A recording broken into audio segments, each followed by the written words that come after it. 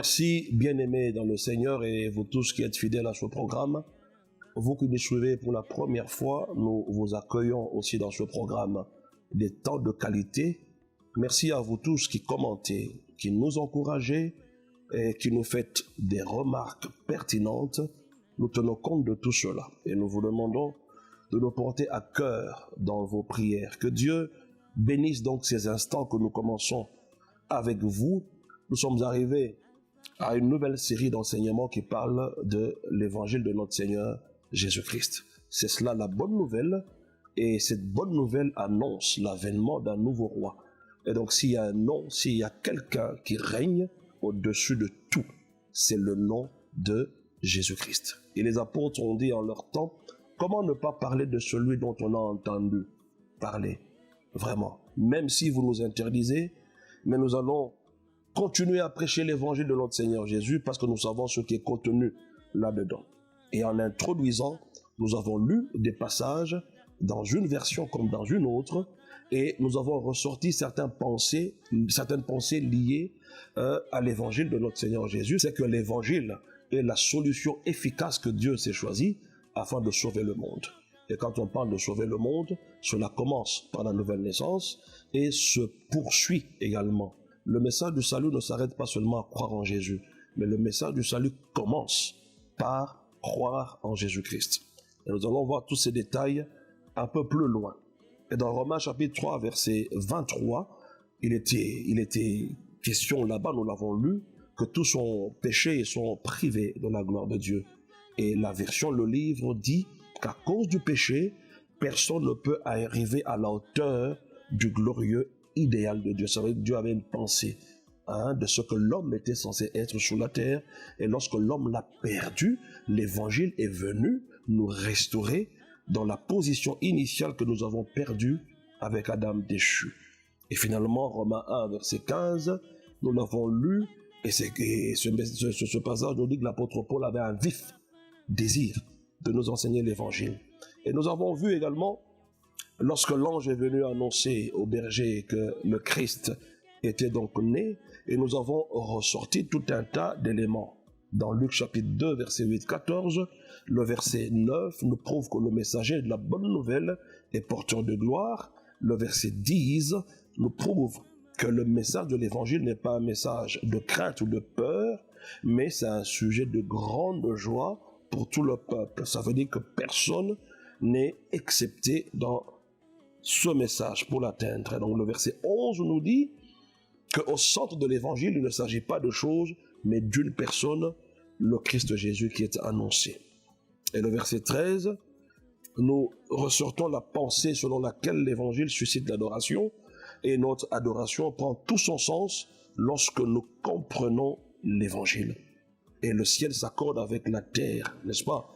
On a vu une multitude des anges qui se sont accordés avec les humains sur la terre, et l'adoration a commencé avec les anges. Et nous avons vraiment martelé là-dessus parce qu'il est important que ce que nos chantres ont l'habitude de chanter, c'est forcément des choses qu'ils entendent prêcher à l'église.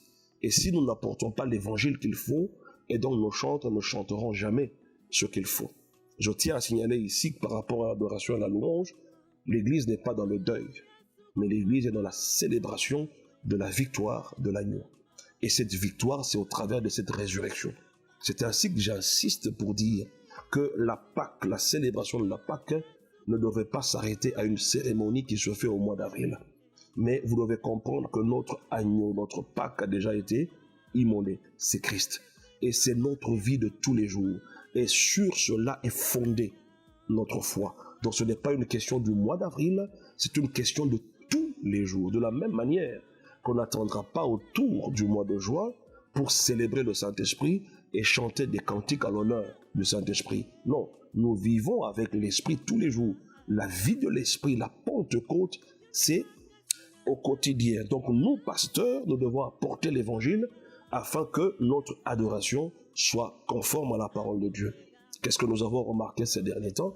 C'est que la plupart d'albums que nous écoutons de nos frères chantres chrétiens, que je salue en passant, je ne suis contre personne, mais il y a quelque chose qui m'a souvent ennuyé, c'est que on a toujours tendance à chercher des cantiques qui exprimeraient une certaine misère du chrétien.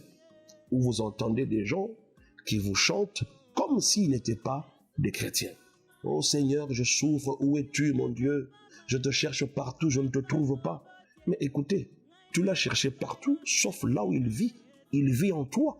Si seulement tu avais compris qu'en croyant en Jésus, le Saint-Esprit vient habiter à l'intérieur de toi, tu n'irais pas le chercher là où tu vas le chercher. Non, tu saurais que tu vis avec lui, tu marches avec lui au quotidien. Il suffit de l'appeler au nom de Jésus et il te répondra. Donc le ciel s'accorde avec la terre. Et là-dedans, dans ce message, nous comprenons que Dieu a mis tout ce qu'il avait préparé pour nous les hommes au travers de ce salut. Le verset 14, nous comprenons par là que l'évangile apporte la paix entre Dieu et les hommes. Des hommes que lui-même agrée. Ça veut dire, en d'autres termes, ceux qui croient en Jésus-Christ. Ils sont désormais en paix avec Dieu. Moi, je ne suis plus en guerre avec le Seigneur de ma vie. Alors, lorsque vous comprenez l'importance de tous ces éléments, ça m'étonne que les gens ne prêchent pas l'évangile. Et si vous comprenez bien que vous êtes révélé de l'évangile, vous ne tarirez jamais. Vous prêcherez l'évangile tous les jours et vous serez toujours inspiré. Mais voyons pour aujourd'hui ce que Matthieu, le chapitre 24, le verset 14, nous dit. Il est écrit ceci, Matthieu 24, verset 14, il est écrit, « Cette bonne nouvelle du royaume sera prêchée dans le monde entier pour servir de témoignage à toutes les nations. Alors viendra la fin. » La première question que je pose, c'est qui va annoncer ou prêcher cette bonne nouvelle? Est-ce Dieu? Est-ce les anges? Ou bien Jésus va revenir pour le prêcher encore? Ou bien c'est notre responsabilité? Vous serez d'accord avec moi que c'est notre responsabilité. Et le but poursuivi là-dedans, c'est quoi? C'est que le témoignage de l'évangile atteigne le monde entier. Ça veut dire que le message qui doit être prêché au-delà des frontières, c'est le message de l'évangile. Vous savez, il y a certaines choses que nous prêchons en Afrique ou dans mon pays, la RDC. Si vous les amenez ailleurs, ça passe pas. Une fois qu'un message sort du pays où il est prêché et que de l'autre côté on l'accepte pas, ce n'est plus l'évangile. L'évangile, on peut le prêcher aussi bien aux riches qu'aux pauvres.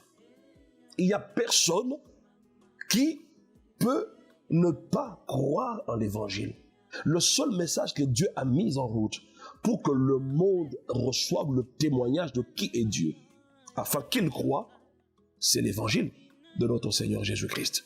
C'est ainsi que certains prédicateurs devant ceux qui ont des biens matériels n'ont rien à annoncer à ces personnes-là pour qu'ils se retournent vers le Seigneur. Mais le verset 14 commence avec un élément très capital.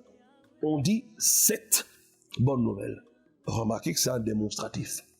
Et donc, devant tout un tas de messages, je suis sûr et certain que ça peut être un sujet de débat. D'autres diront que c'est ceci qui est l'évangile, c'est cet autre message qui est l'évangile. Mais devant tout ce que vous pouvez appeler évangile, ici, la parole de Dieu tranche. On vous dit cette bonne nouvelle ou cet évangile. Remarquez qu'on pointe cela du doigt. C'est un démonstratif. Cette bonne nouvelle. Et donc, ce ne sont pas tous les messages qui constituent la bonne nouvelle, mais c'est cette bonne nouvelle dont on a vu certaines caractéristiques déjà dans Luc au chapitre 2, lorsque l'ange messager vient annoncer la naissance de Jésus-Christ. Et donc, lorsque vous retrouvez ces caractéristiques dans un message qui est donné, comprenez que c'est ça l'évangile, cette bonne nouvelle. Si ce n'est pas cette bonne nouvelle, alors ce message n'ira pas comme un témoignage dans le monde entier, n'est-ce pas? Afin que toutes les nations écoutent et que tout soit préparé à la fin de toutes choses. Mes chers frères, c'est très important et c'est très capital, cette bonne nouvelle. Alors, lorsque vous associez le Matthieu, chapitre 24, verset 14, avec ce que nous avons lu dans Luc au chapitre 2, du verset 8 jusqu'au verset 14, vous arrivez à quelque chose de très important. Nous sommes dans 1 Pierre, au chapitre 1. 1 Pierre, chapitre 1. À partir du verset 10, écoutez très bien, ce passage, il est très important. Il est écrit à partir du verset 10, les prophètes qui ont prophétisé, touchant la grâce qui vous était réservée, ont fait de ce salut l'objet de leur recherche et de leur investigation. Ce verset 10 nous prouve que tous les prophètes de la Bible ont prophétisé sur ces temps que nous sommes en train de traverser, depuis la Pentecôte jusqu'à l'enlèvement et la fin de toutes choses. Quelle a été leur prophétie?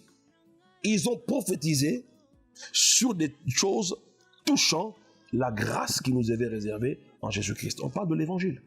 Tous les prophètes, tous.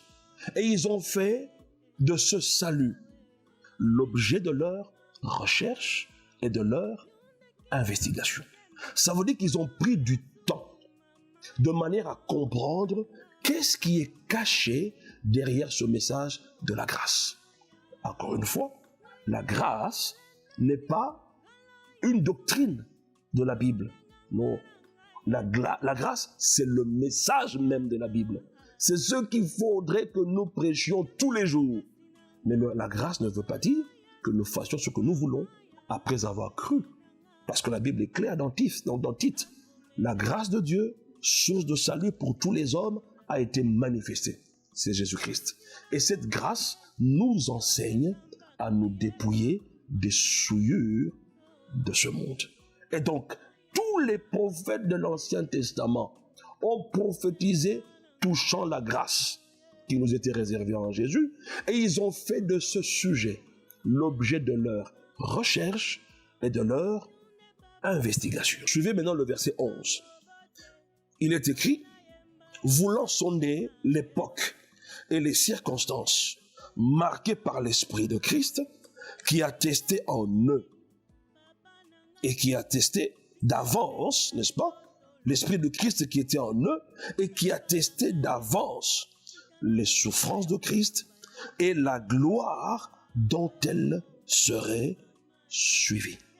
Remarquez, les souffrances de Christ et la gloire qui allait s'en suivre. Et donc ces gens, lorsqu'ils ont eu la révélation de cette gloire, je prends l'exemple d'Ésaïe, ils voient un monsieur qui n'avait ni beauté ni éclat. Il n'avait rien pour attirer le regard. Mais cependant, cet homme-là a porté nos maladies, nos infirmités. Il s'est chargé de nos péchés. Il a été châtié par le Père. La Bible déclare, il a plu au Père de le châtier. Il n'a pas plu à Satan. Non, le Christ à la croix n'a pas été châtié par le diable. C'est le Père lui-même qui l'a châtié. Et la Bible déclare que le châtiment qui nous donne la paix est tombé sur Jésus-Christ. Ça veut dire que Dieu ne peut plus me punir pour m'enseigner quelque chose. Le Saint-Esprit est là pour m'enseigner. Voilà pourquoi un des attributs, je dirais, de l'Esprit de Dieu dans nos vies. Ces prophètes de l'Ancien Testament ont cherché à connaître les circonstances, l'époque dont ces choses-là allaient arriver. Ils ont été stupéfaits de voir en vision la gloire qui allait s'en suivre après la mort et la résurrection de Jésus-Christ. Et donc ils se sont dit, Ésaïe, comme je le disais tantôt, il s'est dit, mais Seigneur, à quelle époque ces choses vont se faire? Est-ce que moi aussi j'aurai part à ces choses de la gloire? On parle de l'évangile ici. Ils ont fait de cela l'objet de leur recherche, de leur investigation. Mais suivez maintenant le verset 12, la Bible déclare, il leur fut révélé que ce n'était pas pour eux-mêmes, mais pour vous. Ça veut dire en d'autres termes, pour nous l'Église. N'est-ce pas? Qu'ils étaient les dispensateurs de ces choses que vous ont annoncées maintenant. Ceux qui vous ont prêché l'évangile par le Saint-Esprit envoyé du ciel. Et dans lesquels les anges désirent plonger leur regard. On va y aller mollo, avancer petit à petit. Le verset 12, il leur fut révélé que ce n'était pas pour eux. Donc ils ont eu la révélation que cette gloire-là n'est pas pour eux. Cette époque-là n'est pas la leur, mais cette époque est la nôtre. Mais remarquez très bien, mes chers frères, ceux à qui ces choses n'ont pas été destinées, mais ils ont eu la grâce de recevoir la révélation de ces choses, ils ont désiré vivre cette époque en faisant en sorte que cela devienne leur sujet de recherche, d'investigation. Ok? Ils ont cherché à connaître l'époque et les circonstances liées à cette gloire qui devait ressortir de l'évangile. Mais écoutez, il leur a été révélé que ce n'est pas pour eux. Mais nous, à qui ces choses ont été prophétisées, qu'est-ce que nous faisons? Nous prenons ce message de la grâce, l'évangile de notre Seigneur Jésus, nous le mettons de côté. Premier chapitre, qui t'a envoûté, qui t'a ensorcelé. Deuxième chapitre, qui est derrière ton problème. Troisième chapitre, qui a volé ma bénédiction. Quatrième chapitre, comment dédouaner mes biens que Satan a retenus en captivité. Mes chers frères, où est-ce que nous sommes? Lisez attentivement le verset 11, 12, le verset 10, 11 et 12. On vous dit que ces gens-là, les prophètes, ont fait de ce message-là du salut, parce qu'ils ont reçu quelques bribes, c'est-à-dire une certaine révélation concernant ces choses. Ils se sont dit que c'est glorieux, c'est formidable. Moi, Isaïe, Ézéchiel, Daniel et les autres, ils se sont dit, qu'est-ce que je peux donner à Dieu pour vivre cette époque? Mais nous sommes arrivés à cette époque. Remarquez combien la médiocrité est au sein des églises et de la vie des chrétiens. Mais ceux-là ont compris. Mais ce n'est pas à eux que cette gloire a été destinée, mais à nous. Mais nous prenons ce message, nous le mettons de côté. C'est toujours on t'a envoûté, on t'a ensorcelé. Je vois quelqu'un dans ta vie qui te cherche du mal. Je vois des ennemis de ta vie qui s'élèvent. Il n'y a que ça dans nos églises. Mais à quel moment est-ce que nous comprendrons la valeur de l'évangile à la même hauteur que les prophètes dont on parle ici? Le verset 12 déclare, il leur fut révélé que ce n'était pas pour eux-mêmes, mais pour vous, qu'ils étaient les dispensateurs de ces choses que vous ont annoncées maintenant. Maintenant désigne l'époque de l'Église. Maintenant, ceux qui vous ont prêché l'Évangile par le Saint-Esprit envoyé du ciel. Est-ce que nous pouvons dire que maintenant, l'Évangile est prêché? Il y a un verset qui me vient à l'esprit dans les Actes des Apôtres. On va arrêter les apôtres et qu'est-ce qu'on va dire comme porter comme accusation contre ces apôtres? On dit que ces gens ont rempli Jérusalem de leur doctrine. Est-ce que vous pouvez me dire de quelle doctrine s'agissait-il? Une doctrine, c'est un enseignement. De quel enseignement s'agissait-il? De quelle prédication s'agissait-il? Est-ce que peut-on dire aussi qu'aujourd'hui, que nous avons rempli Kinshasa, nous avons rempli la RDC, nous avons rempli l'Afrique du message du salut? Peut-on dire ça aujourd'hui? Ou bien nous avons rempli nos pays, nos villes du message des ténèbres, de Satan le plus souvent? On ne parle que de Satan. On ne parle que des démons. Mais on ne parle pas de Christ, mes chers frères. Je pense qu'à un moment donné, nous, l'Église, nous devons nous arrêter quelque part et analyser les choses. Est-ce que ça marche ou bien ça ne marche pas? Dans la plupart des cas, ça ne marche pas. Pourquoi? Parce que le message de la gloire, censé bouleverser les situations, est négligé. Personne n'y croit. Et donc, par conséquent, il n'y a pas de résultat correspondant. Et nous crions vers Dieu, Seigneur, où es-tu? Oh mon Dieu, tu t'es caché. Dieu s'est déjà révélé aux hommes au travers de Jésus-Christ. Il nous a amené l'évangile. Et il a légué ses apôtres. On dit maintenant, depuis que l'Église a commencé, même si nous parlons du temps de la fin, mes frères, le premier jour des derniers jours, c'est le jour de la Pentecôte.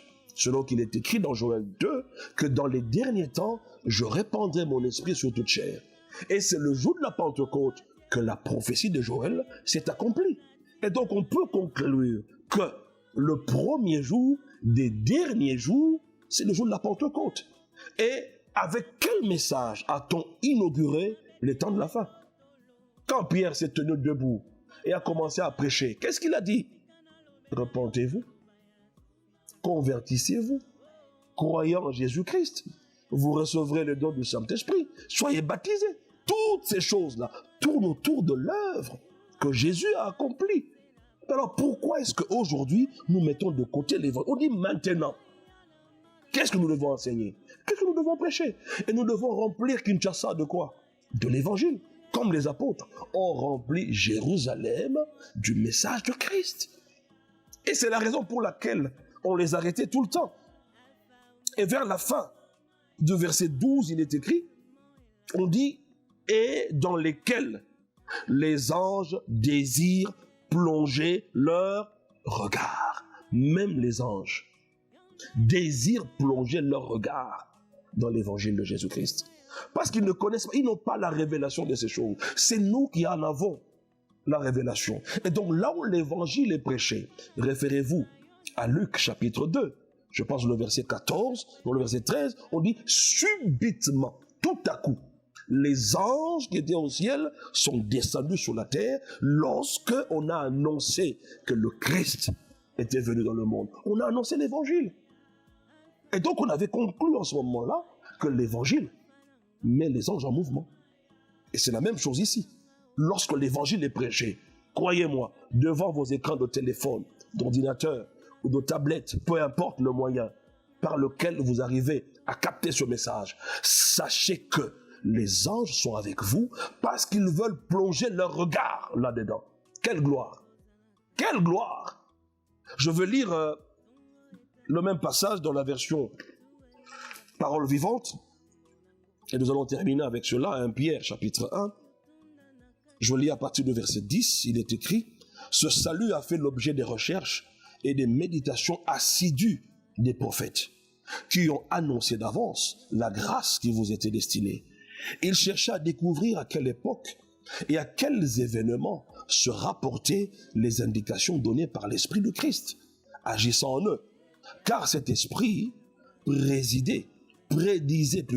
cet esprit prédisait les souffrances que le Messie aurait à subir et la gloire dont elle serait suivie. » Verset 12, « Il leur fut dévoilé que la révélation dont ils étaient porteurs ne concernait ni eux-mêmes, ni leur temps. Il s'agit de notre temps. » Et la suite dit, « C'est pour vous qu'ils se dévouaient à ce ministère de prophète. » Alors, la suite continue, voilà, on dit, le message prophétique qu'ils ont apporté vous a été annoncé clairement à présent par ceux qui vous ont prêché la bonne nouvelle avec la puissance de l'Esprit Saint du ciel. Donc quand je prêche l'évangile, je prêche un message prophétique. Ah oui, je prêche un message prophétique. Voilà pourquoi les prophètes, mes chers frères, un prophète est un ministre de la parole. Un prophète n'est pas d'abord celui qui se tient devant l'assemblée et qui ne fait dire que des choses qui concernent les vies des gens.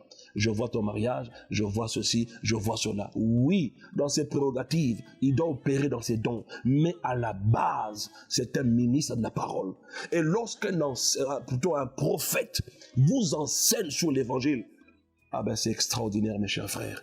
Nous cherchons de tels prophètes. Je sais que vous êtes là.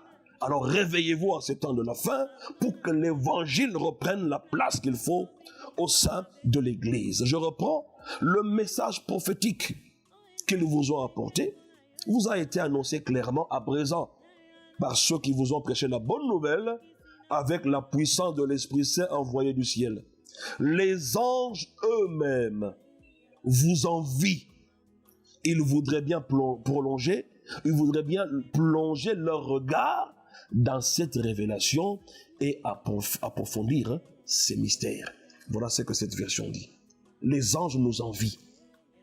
Ils se disent, si on pouvait être des humains, comment sont-ils tout le temps malades? Comment sont-ils tout le temps perdants? Ils ont même voulu devenir des hommes afin de jouir de cette gloire, parce que l'évangile n'est pas pour les anges. Remarquez que lorsque les anges ont péché, ils n'ont pas eu un tas de repentance, de rédemption. Mais lorsque l'homme a péché, Dieu s'est fait un homme. Il est venu nous prendre et il nous a ramenés dans la position initiale. Et donc les anges nous envient. Je reprends la lecture parce qu'elle est formidable, cette version. On dit, que le message prophétique qu'ils ont apporté vous a été annoncé clairement à présent par ceux qui vous ont prêché la bonne nouvelle avec la puissance de l'Esprit Saint envoyé du ciel. Les anges eux-mêmes vous envient. Ils voudraient bien plonger leur regard dans cette révélation et approfondir ces mystères. Vous ne prêchez pas l'évangile. Et vous vous mettez à nous enseigner l'angéologie à tour de bras sans l'évangile à la base. Eh bien, vous finirez par invoquer des démons, hein, et vous penserez que ce sont des anges de Dieu. Non. Restons d'abord dans l'évangile. Et vous allez comprendre que les anges vont visiter nos cultes. Le ministère des anges va travailler sans peine. Parce que là où l'évangile est prêché, les anges envient ces genres d'endroits. Ils veulent plonger leur regard là-dedans afin d'approfondir. En d'autres termes, ils s'asseyent même pour nous écouter prêcher l'évangile. Je le proclame pour toi qui me suis en ce moment dans le nom de Jésus.